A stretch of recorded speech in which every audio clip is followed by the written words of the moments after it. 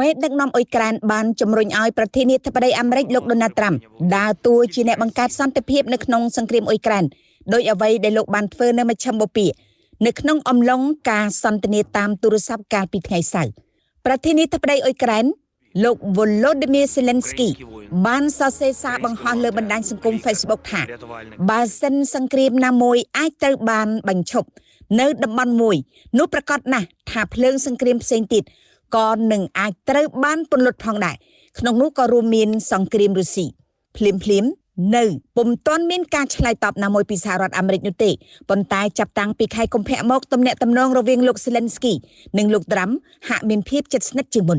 ពលគឺបន្ទាប់ពីមេដឹកនាំទាំងពីរបានឆ្លោះប្រកែកគ្នាយ៉ាងតឹងសរសៃកនៅចំពោះមុខប្រព័ន្ធផ្សព្វផ្សាយអំឡុងជំនួបនៅសេតវិមាន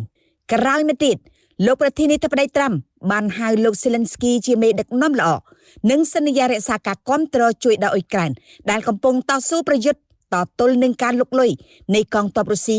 ចាប់តាំងពីឆ្នាំ2022